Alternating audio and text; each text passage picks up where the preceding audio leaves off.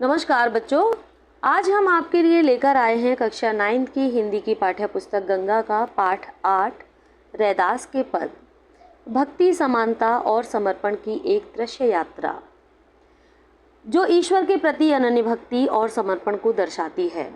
इन पदों में रैदास ने चंदन पानी, दीपक बाती जैसे उदाहरणों से भक्त और भगवान के अटूट संबंध को बताया है, जहाँ ईश्वर को स्वामी और स्वयं को वे अपना ईश्वर का दास बताते हैं। तो आइए, कवि परिचय। इस पाठ के कवि स्वयं रैदास हैं, जिनको रविदास के नाम से भी जानते हैं। जीवन काल 1388 से 1518 तक रहा है। ब्रजभाषा में उनकी रचनाएं हैं। निर्गुण भक्ति शाखा के कवि हैं। इस पाठ के प्रथम पद में ईश्वर के प्रति अनन्य भक्ति, अटूट संबंध और दास्य भाव के विषय में बताया गया है।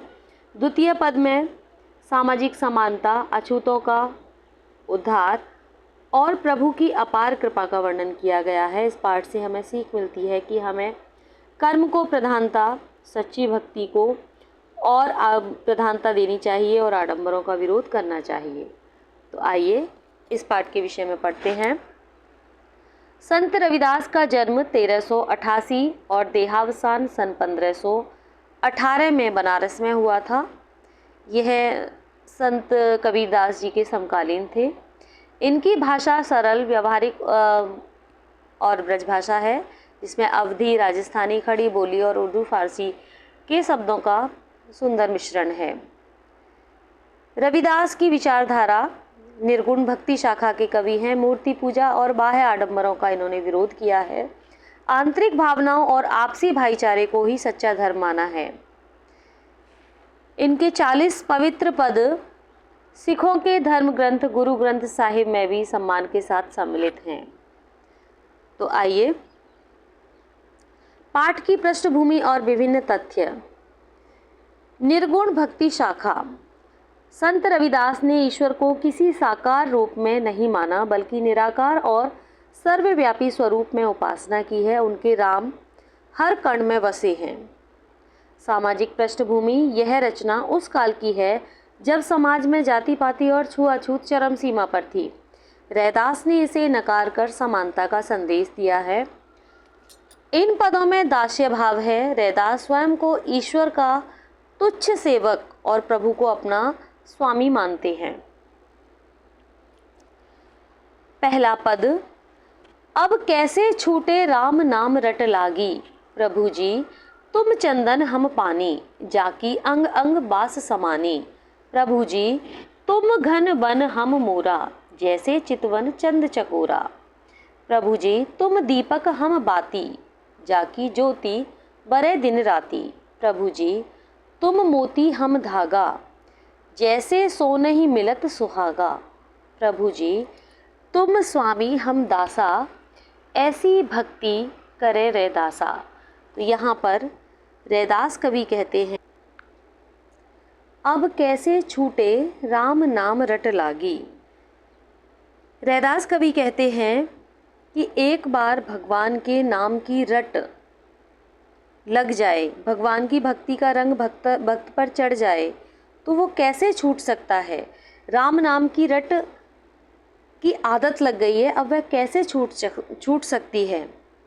प्रभु जी तुम चंदन हम पानी। यहाँ पर रैदास कवि कहते हैं, हे प्रभु तुम चंदन हो और हम पानी हैं। जाकी अंग अंग बास समानी। बास मतलब सुगंध या खुशबू।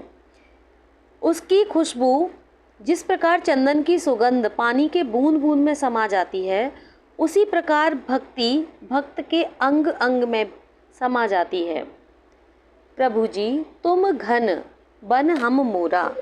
घन मतलब बादल, कि तुम बादल हो और हम मोर हैं, जो बादल को देखते ही नाचने लगते हैं। प्रभु जी तुम बाती, तुम दीपक हम बाती। कवि फिर से कहते हैं कि प्रभु तुम दीपक हो और हम उस बत्ती की तरह है जो दिन रात रोशनी देती है। कभी भगवान से कहता है कि हे प्रभु तुम मोती हम धागा, कि तुम मोती हो और हम उस धागे के समान हैं जिसमें मोतियां पिरोए जाते हैं। प्रभु जी तुम स्वामी हम दासा, ऐसी भक्ति करे रे दासा। अंत में रैदास कवि कहते हैं कि तुम स्वामी हो और हम तुम्हारे दास हैं,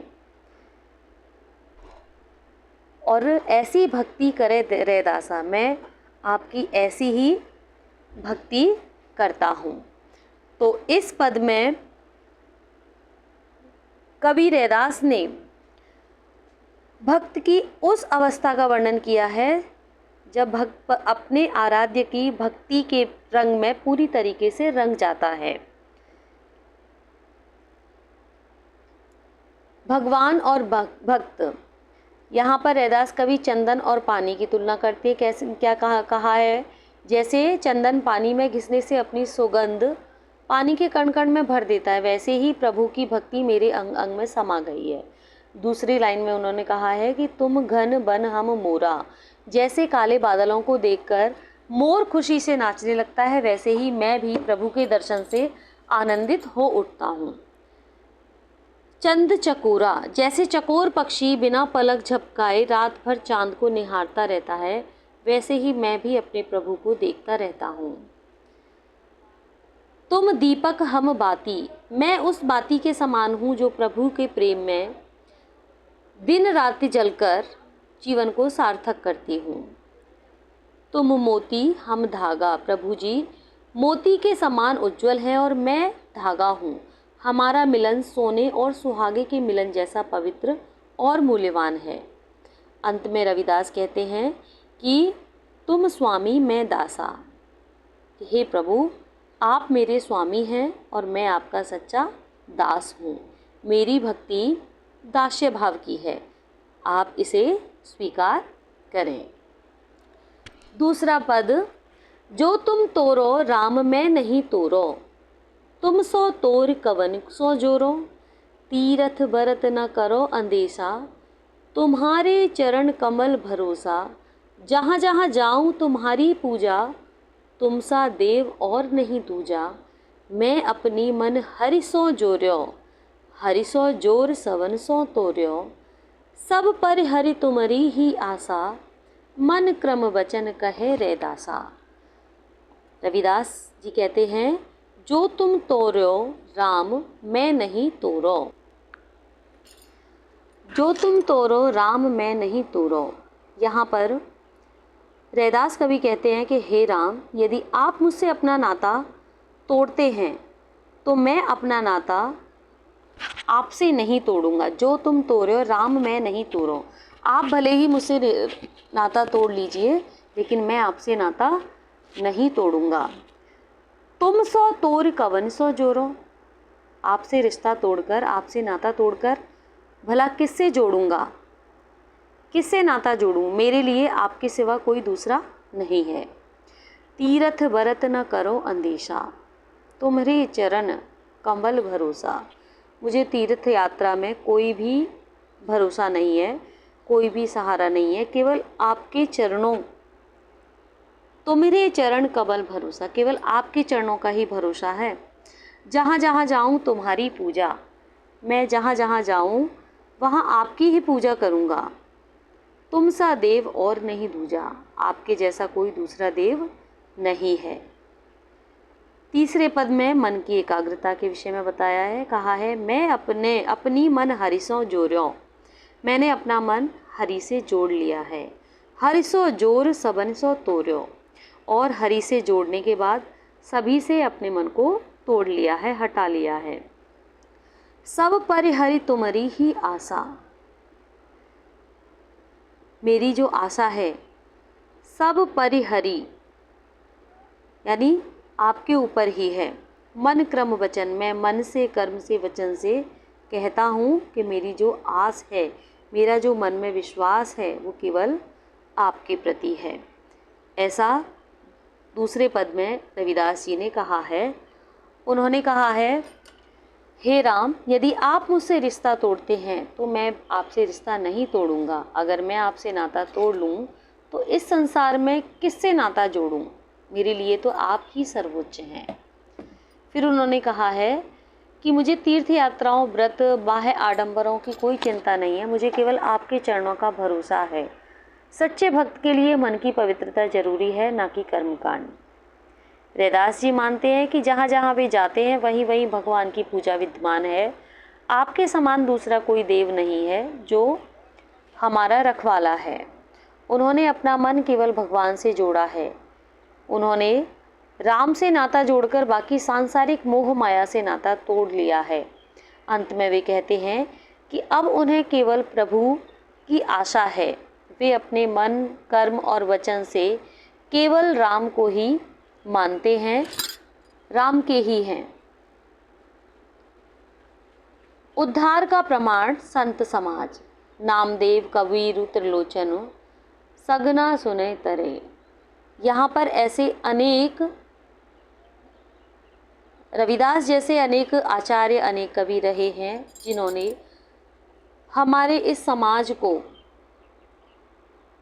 दिशा निर्देशन दिया है। संत नामदेव जो महाराष्ट्र के प्रसिद्ध संत थे, दर्जी कुल में जन्मे थे। कबीर महान संत जुलाहा कुल में जिनका पालन पोषण हुआ था। त्रिलोचन, सगना सेन नाई कुल के प्रसिद्ध संत।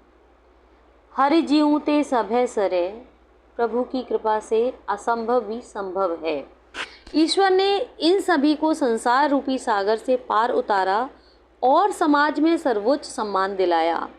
भगवान के लिए जाति नहीं, केवल कर्म और भक्ति महत्वपूर्ण है। प्रथम पद में ईश्वर के प्रति अनन्य भक्ति के विषय में बताया गया है। दास्य भाव की चरम सीमा को दर्शाया है। ईश्वर सर्वव्यापी है और भक्त उनके बिना अधूरा है, यह बताया है। दूसरे पद में सामाजिक क्रांति, ईश्वर की अपार उदारता और समदर्शी स्वभाव के विषय में वर्णन किया गया है। समाज में फैले ऊंच नीच और छुआछूत का कड़ा विरोध किया गया है। प्रभु की कृपा से निम्न समझे जाने वाले लोगों को भी महान बताया है। इस पाठ से हमें सीख मिलती है कि सच्ची भक्ति तीर्थ या दिखावे में नहीं, बल्कि मन की शुद्धता और ईश्वर के प्रति पूर्ण समर्पण में है। ईश्वर की दृष्टि में सब समान है। जाति पाति मानव निर्मित है। भगवान केवल व्यक्ति का कर्म और उसका प्रेम देखते हैं। प्रभु की कृपा के उद्धार निश्चित हैं। समाज द्वारा ठुकराए गए लोग भी सच्चे मार्ग पर चलकर राजाओं जैसा सम्मान पा सकते हैं। कठिन शब्द, बहुविकल्पीय प्रश्न। बच्चों, आपको ये वीडियो अच्छा लगा हो तो प्लीज़ इसको लाइक करो, चैनल को सब्सक्राइब करो और अपने साथी लोगों को शेयर करो। धन्यवाद। इस पार्ट के क्वेश्चन आंसर्स आपको डिस्क्रिप्शन बॉक्स में मिल जाएंगे।